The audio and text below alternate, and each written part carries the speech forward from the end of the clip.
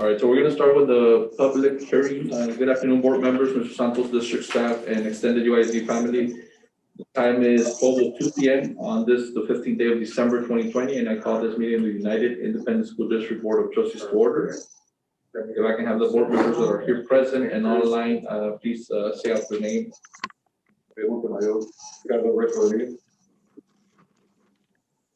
Alisa Oliveros. Ricardo Molina.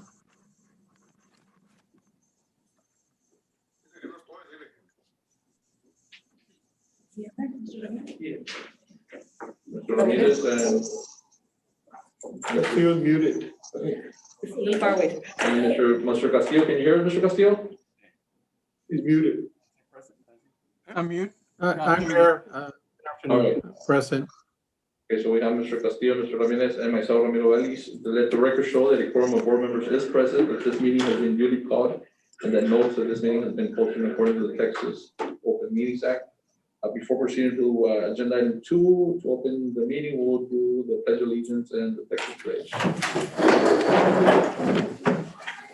Pledge allegiance To the flag of the United States of America and to the republic for which it stands, one nation under God, indivisible, with liberty and justice for all.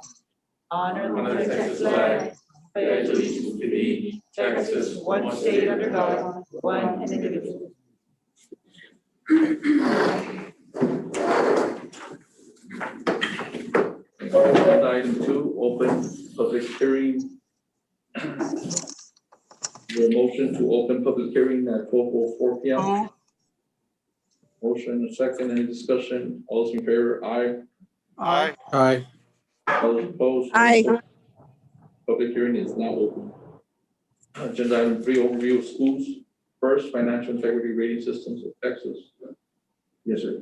Good afternoon, Mr. Velez, Mr. Montgomery, Mr. Rodriguez, Board of Trustees, and members of the audience. TA released its annual financial management report for 2020.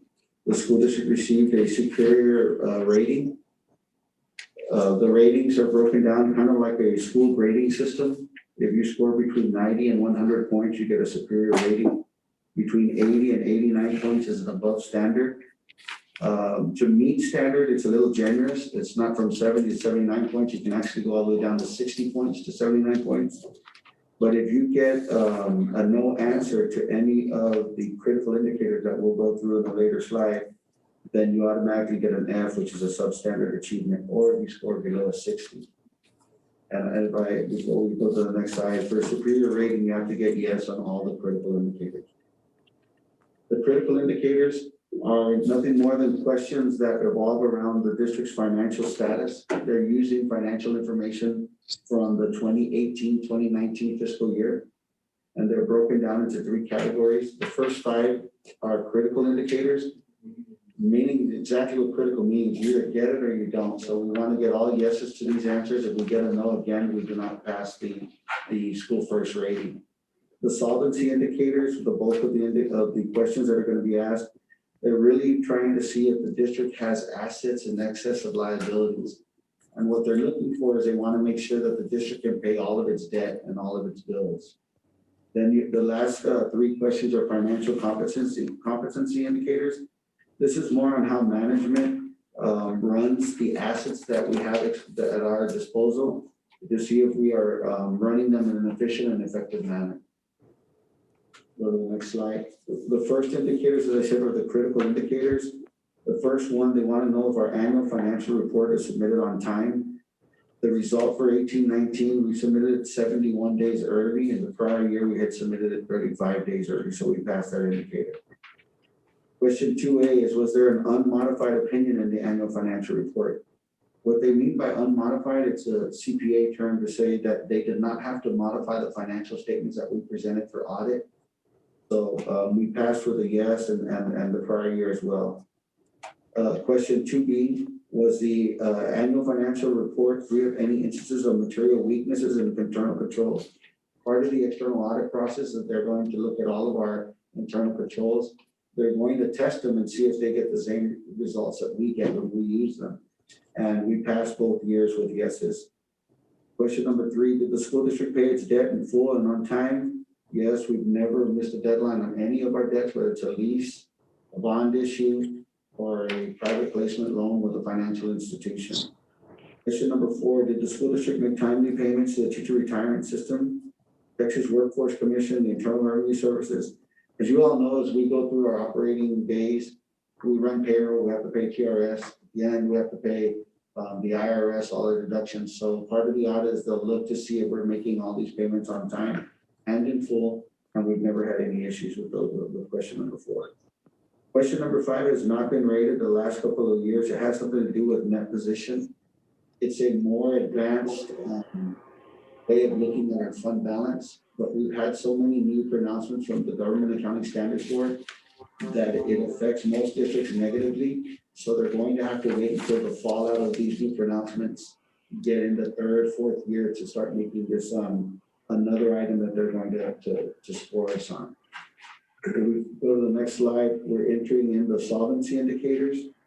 Number 6 is the number of days of cash that we have on hand. This past year, it was 65 days. The prior year, it was 77 days. Our goal here, because we've got 6 out of 10 points, our goal here is to try to save as much cash as we can to get up to 90. 90 days of cash on hand will get us a 10 out of 10. We're a very unique district in the middle of almost nowhere with a lot of children that have various service needs. And I think that's our goal more than it is to try to get 10 out of 10 on this indicator. Number 7 was the ratio of current assets to current liabilities sufficient to cover short-term debt. Short-term debt is the debt that we have to pay within 1 year. So all of our debt that we're going to pay next year, how do our assets cover that? We got a 10 out of 10, and we did a lot better than last year, so we're improving in that indicator. Number 8 was the ratio of long-term liabilities to total assets sufficient to support the long-term solvency. Here they look at our debt from here to year 2045, because we have outstanding debt for our bond issues. And they'll look at how many assets we have and the growth of our district over these assets over time. Here we got 6 out of 10. What's happening here is, if you all know, we issued all the $408 million worth of debt.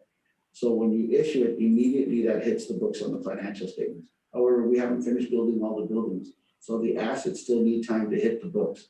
Once we start building everything, which is $408 million, we'll start increasing the points that we're getting on this particular indicator. Number 9, did the school district's general fund revenues equal or exceed expenditures? Unfortunately, this indicator, we didn't, but a lot of school districts are falling behind on their revenues over expenditures for various reasons. So they have another indicator that allows you to say, it asks you, if you don't meet that, was cash on hand greater than 60 days? And if you remember in number 6, we were at 65 days. So we got 10 out of 10 points here. And the same as the previous year. Flip the slide, the next slide, please. Continuing on with the solvency indicators is number 10. Was the debt service coverage ratio able to meet the required debt service? We paid $42 million worth of debt last year, well, in the year of 2018-19. And we had a debt service coverage ratio of 52 million, so we covered it. We received a full 10 out of 10. This was an accounting issue that we petitioned the state in the prior year because we didn't receive any points. So we kind of won that petition, but we got a little smarter on how we're doing the accounting for this indicator. So we got 10 out of 10 points. Number 11, was the school district administrative cost ratio equal to or less than the threshold ratio? Before, this indicator was just a pass-fail type of indicator where if you had more than 10,000 students, which is us, then you had to have by law 11.05% or less. We're always around the 8.5% mark. They tiered it now to get 10 points, 8 points, 6 points, 4 points, or 2 points, or none. The ratio they would want for our school district would be 8.55. We came in at 8.57. So we missed it by a small 2 basis points. Indicator 12, did the district not have a 15% decline in students over the past 3 years? Our decline over the past 3 years is a little less than 5%. So we passed this indicator 10 out of 10 points. The next slide, please. These are the final indicators, and they're the financial competency indicators. Number 13, was the public education information management system data accurate within 3%? When we do all of our accounting, we're doing our accounting in our accounting ledgers, and we're running software that's adjacent to it, that works along it to build the financial statements. In the background, though, we download this information into the technology department's PEAMS system. I know you all have heard the word PEAMS before. Then that PEAMS information gets uploaded to the state. Out of 424 million bits of information, all the fill in the blanks, they only found 475 errors. It's such a small error rate that it doesn't even register on the scale. So we got 10 out of 10 points. We're pretty much 99.99999% accurate on our data when we submit it to TEA. Question number 14, was the annual financial report free of any instances of material noncompliance? When you receive grants and federal monies, part of the audit is they're going to check to make sure that we're fulfilling those requirements within those federal funds. And we received 10 out of 10. We're never found to not be in compliance with the grants or the federal money. The last indicator, 15, did the district take more than 1 year to repay TEA for any foundation school payment overpayment? No, if they ever overpay us, we pretty much pay them back within a few months in the following year. So we received 10 out of 10 payments, score of them. And the last slide there, I just want to thank everybody for their support. Mr. Santos, thank you for your support. This is a team effort, the campuses and the departments. Everything they do on a daily basis, we upload into our line items and create our financials from there. So this, when we present a financial statements, it represents a teamwork effort from everybody within the district. And then thank the board members also for their support. I don't know if anybody has any questions at this time. I'd also like to thank Sam and Lila and their staff for always keeping United at the forefront and with that rating. Appreciate the stuff that you guys do. Thank you, Mr. Flores. Thank you on behalf of the board. As you mentioned, it's a team effort, so I want to extend a thank you to all the staff that has a input into this type of data that's sent to you, and then obviously your staff that's directly involved. Their efforts obviously are paying dividends. So again, thank you very much, and congratulations for the training. Thank you. That was it for the presentation. That's taking care of it. Agenda item 4, Mr. Yeah, is there any public comments on this? Or? No public comments on the hearing. All right, so it'll be agenda item 5. Agenda item 6 will be adjournment of the public meeting. Is there a motion to adjourn public hearing? Any discussion? All those in favor? Aye. Aye. Aye. Aye.